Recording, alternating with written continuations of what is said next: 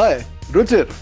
So, there's been this turnaround election. Is it going to become a turnaround country? Is it going to become a turnaround economy? It is a landmark election. I mean, this is the first time in 30 years that a single party has won an absolute majority. And of course, the NDA itself, a clear majority. I think it's the first time that you can say that the BJP has finally emerged as an all-India party, not just a regional party. So it's the first time we have two all-India parties, and guess who beat whom? A situation where the Congress party doesn't have even enough seats, perhaps to qualify as the chief opposition party. A situation where the BJP won more seats in Uttar Pradesh than the Congress in the whole of India. Right. I mean, enormous, huge transformative situations. So then the question arises, what are the consequences in India for the political landscape, the economic landscape, and the markets? And what are the international consequences? How will the global political and the economic situation play out? So let's start off on the political landscape first. Yeah, I mean, as I said, there is some transformation. The transformation, it seems to me, is not just that the BJP has arrived for the first time as an all-India party, is going to rule. Also, for the first time, in a sense, it has become identified with one man as never before. The idea was not BJP Sarkar, Modi Sarkar. Right. So, how do you see the change in the political landscape? Is this a blip in the coalition era, or is it possibly an end of the coalition era? What is the medium-term future of the political landscape? Well, if you look at what's happened across India, this has really been about the decimation of the Congress and the rise of the BJP. But the regional parties have pretty much held their own. Apart from Uttar Pradesh and all the other states, the regional parties have really held their own. In the south, whether it's Jayalalitha, Mamata Banerjee, in the assembly elections in Odisha, even Telangana, also in Simandra. So they've all held their own. The only place where they've really got decimated is in Uttar Pradesh. Because even in Bihar... Punjab maybe. Yeah, yes, exactly. But in Punjab also the AAP has done relatively well. So I think that what we've really seen is the decimation of the Congress, rise of the BJP, and the regional parties holding their own. So if you look at the national parties, that some of the national parties this time is in fact going to be less than what the national parties got last time. So I think that's a very interesting thing, that this is really about the BJP's rise nationally, but not as if you're moving towards two poles as some people had suggested. That's not happening. The regional parties are still here to stay. Yeah. But beyond that, do you see this as a stable proposition? Some people say, well, we've seen this before. We saw Indira Gandhi come in with a huge majority in 1971. She was out the next election. Right. We saw Rajiv Gandhi come in with a huge majority. He was out the next election. So when anybody comes, the real problem is that you are creating expectations that cannot be fulfilled. And in fact, you will soon find that the problems of handling your success are so enormous that it results in failure. So is this sustainable? Well, that's true. But if you look at what's happening in India, the anti-incumbency numbers, in fact, have been going down at the state level. So if you see India, that till about 1999, 2000, 2 out of 3 governments in India used to lose elections.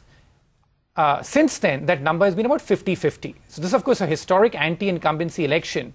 But the thinking that, the expectations are too high, people's aspirations are very high, and you will never be able to meet them, that's a cynical view. But if you look at what's happening in state elections, we have seen a number of state chief ministers get re-elected 2-3 times. In fact, like in India today, you have about 5 to 6 chief ministers who have won elections 3 times. So it's not... Naveen Patnaik has just won a 4th time. Exactly, 4th time. So it's not something, and he's done it on the back of pretty much good governance in terms of what was seen to be in terms of how he's governed the states, the growth rates that he's delivered. So this is not something which cannot be surmounted in terms of that if you deliver, you can win re-elections. Having said that, I think as we have traveled across India and we have found this as well, is that expectations out of Modi are incredible, and people are looking for him to fix everything, right? Because if you hit a pothole on a road, you think Modi's going to fix it. You sort of get to some village where there's no electricity at 1 in the afternoon, and you think Modi is going to sort of bring electricity because he's done that in Gujarat. The reports from Gujarat have spread everywhere, and as you know, that India is a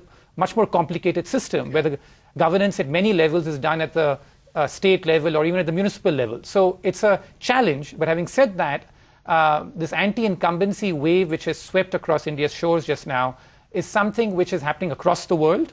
And because across the world, if you look at the data, right, which is that this decade, 2 out of 3 governments across the world have lost election. Last decade, that number was about 50-50 or so. So there's a massive anti-incumbency wave sweeping the world because of the poor economic performance that we're seeing in the global economy currently. Having said that, in India's case, the state chief ministers who are doing well are still being able to win re-election. So it's very clear, when Modi says governance is what I'm for, in some sense he is following the lead of a large number of successful chief ministers, of whom he himself was one. Exactly. Now then the question, he has changed in some sense the entire nature of an election debate. Instead of the thing entirely being about the poor, about the minorities, he has said, let us get away from a focus on what are sometimes called vote banks. Let us focus on governance. Let us focus on getting development up together. That's right. There are people who say that, for the first time, a party has won, not by promising a large number of doles, right, but by actually promising development. That's right. Is this something that can be sustained, and how does this change India? Yeah, no, I think that, if you look at what's really happened, and this is something which I've written about, that it reminds me a lot of America in 1980, which is when Reagan came to power, under very similar circumstances in terms of that, like you had stagflation like in America, and the fact that you had very low growth. And that a very important point, that Reagan was distrusted by the very large blacks or the African, like American community. In fact, he only got 10% of their vote. But 5 years later, his approval ratings amongst them had gone up to 30%. So the issue here is that if Modi does deliver on development and keep the divisive communal agenda on the back burner, then I think that he'll be able to sort of extend his support. And if he's able to do that over 4 to 5 years, that will be a huge achievement for him. So I think that's really got to be the focus in terms of what he achieves. The only caveat I'll offer here, again, going back to the Reagan-Volcker parallel, is that Reagan put in place some very difficult policies. And the first couple of years, in fact, his approval ratings tanked. But then he's cleaned up the decks. And then you got a big sort of bull run which began there on the back of a very strong economy and disinflation. So my sort of slight concern here is this instant gratification, that we think that someone new has come to power and everything's going to be fixed overnight. I think there's a better chance of things getting fixed on a long-term basis if he's willing to take some short-term pain and like even take some unpopular decisions, which puts India on the course 4 to 5 years, even if that means the next 12 to 18 months aren't exactly very sort of popular for him. I think, in fact, he will do that. I think it's very clear to him that the idea that goodies alone do it, he can see what is wrong. And there are very, very serious structural problems. They're not just short-term problems. At the same time, as you say, you don't get immediately elected, say, hooray, I'm going to squeeze you. Right. No, you don't quite say that. But he has the advantage, actually, that this particular budget is like a budget only for 9 months. Then we get a full budget. That's right. So he can spread the pain over 2 budgets, and mostly, in fact, onto the one in 2015. That's I right. suspect that is what's going to happen, that he will start the progress. He will make some statements that we are in a mess. Right. There is no quick fix. There is no easy way out. We have to all pull together. Within that, okay, let's look at what are the problems. There is a lack of economic growth. There is high inflation. There is bureaucratic paralysis. I think to put three big, broad problems, he has to tackle all 3. Yeah. The question is, how do you get around to tackling these 3 within the next 100 days, which a lot of people will expect. And then beyond that, over a 5-year period, how to do it. I think in the next 100 days, the only thing he can do, and he should focus on, is an attempt to create animal spirits among people. Right. There is nothing better than this change of mood. All the stuff about Keynesian economics, what is Keynesian economics? It is another way of saying that by doing a lot of government spending, let us create the illusion that there is a lot of money, and then everybody actually begins to spend. Right. The importance of that illusion, the importance of getting that thing going. Right. If you create animal spirits, then consumers begin consuming, investors begin investing, and bureaucrats begin to move files. Right. There is a feeling of optimism. what can he exactly do, would you say, to create these animal spirits? Yeah. I'd say like the most important thing is to back Rajan, which is that like all this speculation's been going on.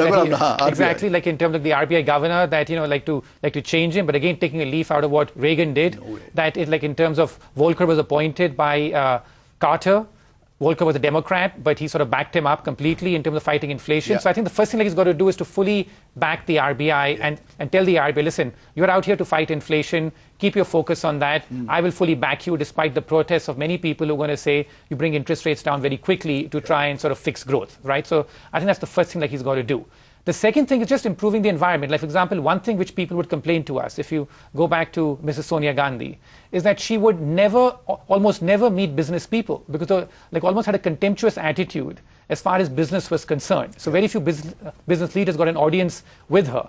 So now what a lot of first generation entrepreneurs and businesses are really hoping here is to get a hearing. So the fact that if he's a lot of sort of psychotherapy just involves being heard. And I think that's exactly what he needs to do, which is to give people, especially like businesses who have felt left out, almost like with a sort of hostile attitude in terms of the fact that you are out here to make money and a bunch of cronies and crooks, to give them like a hearing and to sort of also sort of set a more level playing field. I think that these are a couple of things which will go a long way in terms of telling people that India is open for business. And it's not a country where the entire sort of talk is about dole-outs. Yeah. Well, he has a reputation for being a good listener. That's right. Listening. But at the same time, listening is not a solution. Yeah. The action, actually it needs to be a point where people don't feel they have to meet him. That's right. And the systems have to work. Yeah. I would say one thing that has actually been done with this Cabinet Committee on Investment, and more important, this Project Monitoring Group. They now say, earlier on, nobody knew when you make an application, what is happening, how long will the decision take. Now, every one of these things is now being put digitally online. Everybody can see when was the application, what has happened. Right. I would say what you now need is a firm declaration. Let it be a unilateral declaration without imposal. How many months do you need for clearance A, B, C? Let it come from the state government. That's right. Then when it's up there, hold them to it. Then the next step would be the notion of deemed clearance. If you have not said yes or no, if you have not taken a decision within that timeline of 6 months or 8 months, it is taken that you have done it, it goes to the next level. That's right.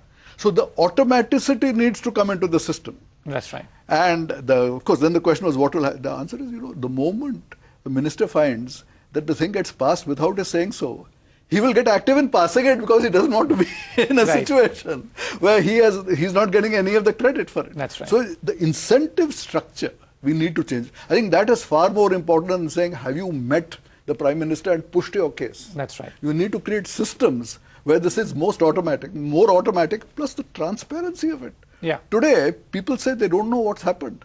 I sent the file, what's happened? Then somebody checks, it has been sent to Orissa. Has it come back?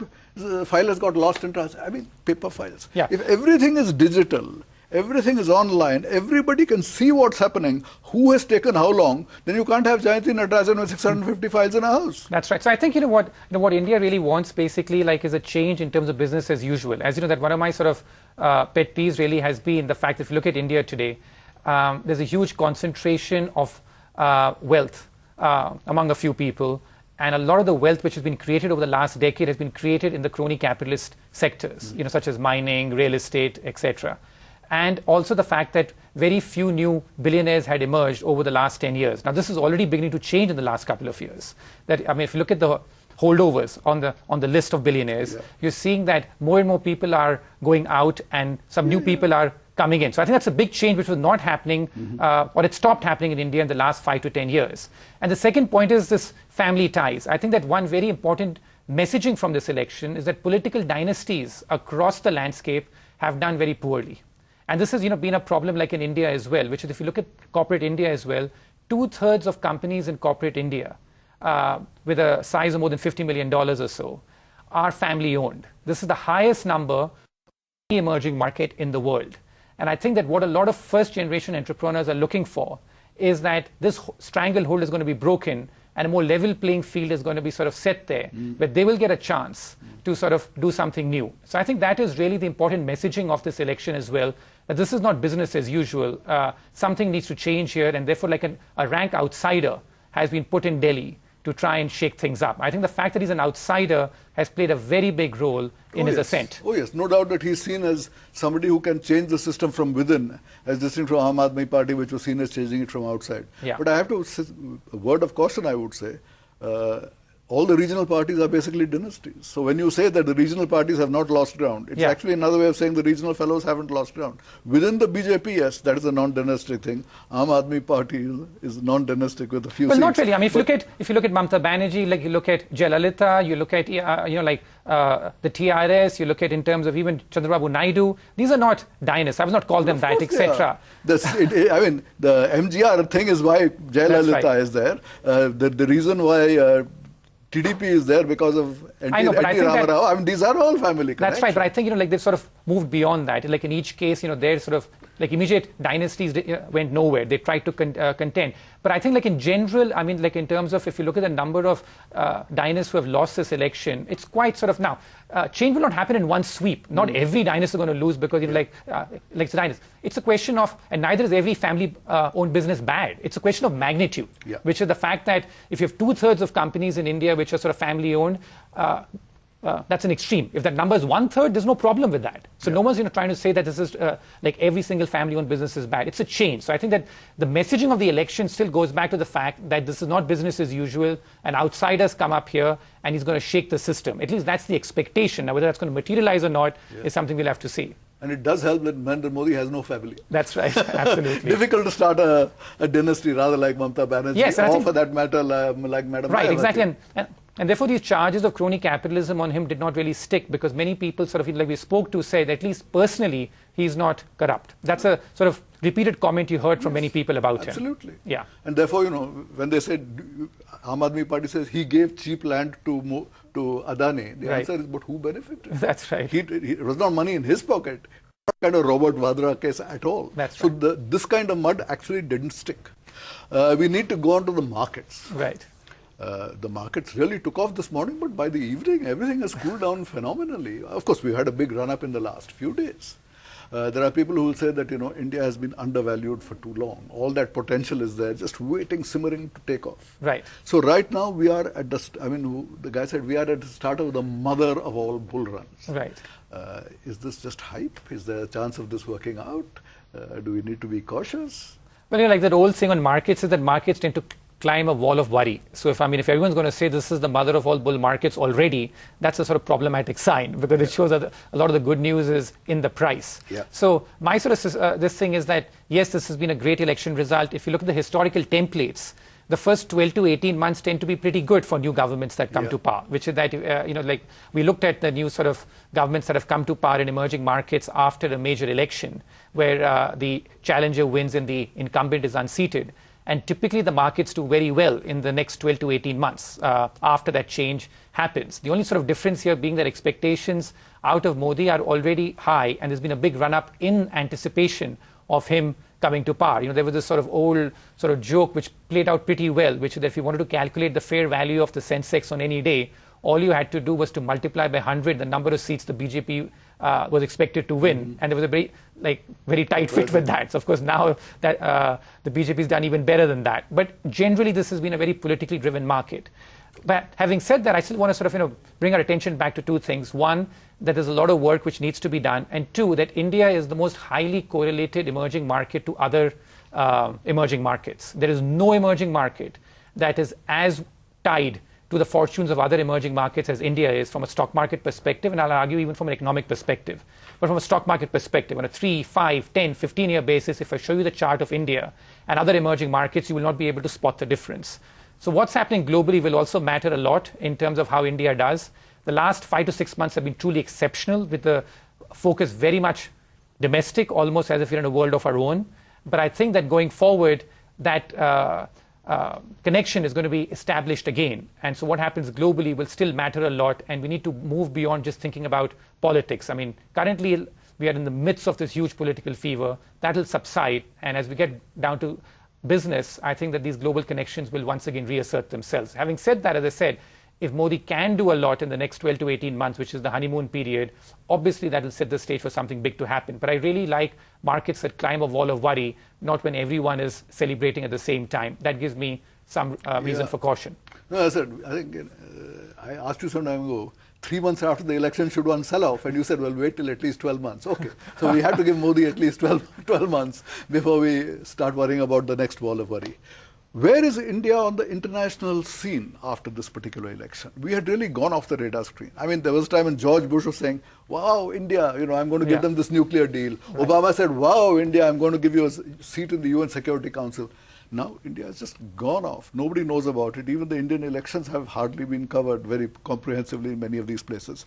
After this election result, what happens to India's image in the world? Well, I think that, at least for a while, it turns a spotlight on. But, the fact that this Indian election's been so poorly covered in America is something which is well documented now. In fact, it was best captured by this spoof that this late-night comedian did on HBO, showing about how sort of the entire American media was sort of completely ignorant about what was happening in India and the Indian elections. So I think that what's really happened is this, which is the fact that when we were growing at 8 to 9%, we had the world's attention. Yeah. On foreign policy, we always punched below our weight. So that was never going to sort of do much for us. Unlike, let's say, like a Russia or something, we always punch it above its weight. We always punch below our weight. It's really economic growth which will get us back in the spotlight. And I think what the world has basically told India is that go fix your problems.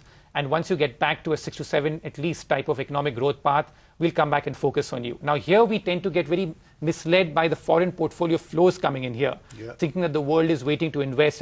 I still hear some ridiculous statements as to where else will the money go. I heard someone say that this morning, etc. And I'm saying that these are the kind of statements which are dangerous. Because if you look at total capital flows to India, we peaked at about 8 to 9% of GDP in 2007. And currently we're running at about 4% of GDP. So capital flows to India have really halved from the 2008 peak. And that's because things like banking loans, foreign direct investment, all those as the share of GDP have fallen from the peak. It just is that because the foreign portfolio flows have been so strong, which is about 1% of GDP, that the attention seems to be a lot. But the fact of the matter is that the world has basically said that go fix your problems. And then when you get back to a reasonable growth path, we will turn attention to you. Because in the US, as you know, that they've basically turned more inward. They're dealing either with flashpoints like Russia or then with China with the whole sort of Asia pivot type of strategy. Right. But the Chindia term just, or even BRICS for that matter, just sounds so last decade that no one wants to talk about that anymore. Yeah, well, the BRICS decade was about mainly on the Chindia thing was seen as, these two... Geostrategic as well. Yeah. But as I said, China continues to grab attention. It's 4 times as large and still growing much, much faster. Right. And the distance between India and China continues to just increase. That's right. And it's not just China's economic clout, it's the military clout, the impact... But China's already arrived, in a way, because I think... It's the largest economy in the world in PPP terms. India is supposed to be third. Yeah, but those are spurious numbers on PPP terms, in terms of, it's really real dollars, which is what matters. And real dollar terms, as you said, China's closing on $9 trillion, we're still about $2 trillion, and the US is at $16 trillion. So, for the US to really start paying attention to India, you need that 2 trillion pie to start growing again at about 7% or so. Yeah, absolutely. So it's very clear that the only reason why the world took notice of us is not that we are very great guys. Right. They took notice of us because suddenly, if you looked at a high growth rate, a large population, the two together promised a huge long-term future. Without that growth, who cares? That's right. And who cares, because at the end of it all, our links with the rest of the world remain astonishingly low despite 2 decades of globalization. I mean, we are much, much more globalized than in 1991, no doubt about it. But even now, we are not globalized. And the notable thing is that China affects all its neighbors. India is the least integrated economically with all its neighbors. That's right. I think that's a really important point, which is that one of the things that, and this is like one of those things that only Nixon could go to China and only Modi can do this, like the hope, which is the whole thing about sort of improving relations with our neighbors. Because so far the election rhetoric, especially against Bangladesh, has been exactly the opposite. But really, if you look at what's happening in our neighborhood, in terms of the fact that the Pakistan economy is on the mend, that you have like Sri Lanka, which has been being aggressively pursued by China. So I think that we need to turn our attention to what's happening to our neighbors and sort of build better relations with them, and also the fact that we need to sort of improve regional trade, because as you mentioned that after Africa possibly we have some of the poorest regional trade numbers in the world. Yeah. So we need to sort of improve our regional trade, because if you look at the success stories of the East Asian miracle economies, integrating themselves very well with each other and creating common supply links was a very important part. Flying geese pattern. Exactly, yeah. The flying geese pattern. Yeah. So I mean, like in East Asia, it was about regional integration, it was about urbanization at rapid pace, and manufacturing. So I think that the one good thing I find in the BJP manifesto is the focus on creating new cities, and this is where we've been very distinct from China. Take China's case. In the last sort of 3 decades or so, China has created more than 30 cities which have gone from basically having a population of less than a quarter million or so, like, to more than 1 million. Yeah. India has created just 1. Yeah. So the whole point is that that the policies even pursued by the Congress government was very much about incentivizing the farmers or the rural people to stay in the rural area, the so-called ruralization. Narega, the aim was to keep people in the rural area. It That's couldn't right. even see the cities as the thing of the future. Yeah? That's right, but as we know that all economies which have achieved rapid growth have done through rapid urbanization and through new cities. So in China's case, the fact that they've created more than 30 new cities, not existing cities where most slums are created, but new cities. And in India's case, apart from Surat, there's not been one sort of really big new city which has come up in that case. Surat is not in the a new last city. But, it's one of the greatest Mughal cities. That's right, but new. I mean, in terms of like the population growth, if you know what I mean, in terms of how it's sort of increased. I think that's the focus has to be that you need many more new cities to come up in terms of large cities. I meant not in terms of just like small cities. But that will probably require transformation. I mean, right now the real problem is everything is driven here, either from New Delhi, which is planning new cities. That's right. Or the state governments have iron control and will not allow the mayor of any city to have any power and build up a city. So if all the power is in New Delhi and the state capitals, you don't get new cities. So we would need, we've had a 74th amendment of the constitution to create the Nagarpalikas. Nobody allows it to happen. That's right. If Modi can take this, I mean, I think without this part of the new direction, New Delhi planning new cities along a railway line, and they're putting up this railway line from New Delhi to Calcutta. I keep saying, which are the great industries there? That's right. Which is the industrial, I mean, you already built the East-West Highway. That's right. Sorry, the Golden Quadrilateral. That's right. On that Golden Quadrilateral, there's a huge amount of industry that has come up from Delhi to Bombay, some from Bombay to Chennai, but from Calcutta to Delhi, do you see any industry? That's right. I mean, as you know, like in terms of at our stage of per capita income, if you look at the other countries, typically the growth really happens along the coast. Yeah. So that's where I think that we should look for new cities to come. But in one regard, at least Modi says something quite encouraging, which is to basically do much more cooperation with the state governments. I mean, like, he's been a state chief minister, so he sort of understands the tyranny, I hope, of central rule and of sort of central diktats coming to him and sort of doing these centrally sponsored schemes, offering one-size-fit-all solutions. So I think that the good thing about him is that hopefully he will take his state chief minister's experience and do that. And that's the really notable part about this election. This is the first time in India's history that a state chief minister has gone truly national. Yes. Because so far what has happened is that all the state chief ministers who tried to go national failed, or they were basically compromised candidates who came for a short span of time, like Dev Gowda, and who went out. But this is the first truly state chief minister who has gone national. So if you can take that experience about what he suffered as a state chief minister because of the heavily centralized stuff, as you know, India has three lists, a center, state, and a concurrent list. What this government did, the outgoing government, is that they spent a lot of time sort of encroaching on the state space in terms of the whether it was like the environment or other things which are on the concurrent list. So I think what we really need here is much more devolution to the states, and he's spoken positively about that. So it's a I mean, like, funny combination. On one hand, India wants a decisive leader. India wants somebody who sort of gets in there and sort of gets in the trenches and fixes things. On the other hand, you still need much more devolution to take place for these state governments to benefit. So I think that's something which he has to strike a compromise with. Absolutely, and on that, I mean, the point Arun Shourie has brought forward, and I think this has been grasped by the BJP. They say under Article 254 of the Constitution, the government can advise the president to say wherever there is a state law and a central law on the concurrent list, the decree can be done that the state law will overrule the central law. That way, Mr. Modi doesn't have to amend all kinds of laws in New Delhi, which requires Rajya Sabha clearance, which he doesn't have. That's right. In one single go, he can devolve the authority to change systems in the states. That way, I mean, a terrible thing like the land acquisition law, reversing it in Delhi is difficult, but let the state laws overrule it. That's right. On the question of labor, doing anything in Delhi is very difficult. Let the state laws overrule it. Exactly. On the urban issues, let the states do it. That's right. So on the one hand, it means that he's sacrificing this image that from New Delhi he's cracking the whip. On the other hand, it means that governance is improving. I think there are people who say that, you know, he's a dictator, I think he's full. I think that's a mistaken understanding of the situation. More correctly, I would say he's a good manager. And a manager knows that he has to change his style depending on the circumstances. So when he was a chaiwala, he had one style. When he was an RSS Prachak, he had another style. As chief minister, he had another style. And as prime minister, he will have to have a fourth style. I don't think he is so egomaniac that he doesn't understand the difference. If you're a good manager, you understand how changes are to take place. And if he was an egomaniac, I don't think he would have stressed decentralization like he has done. So I think there are positive angles out there.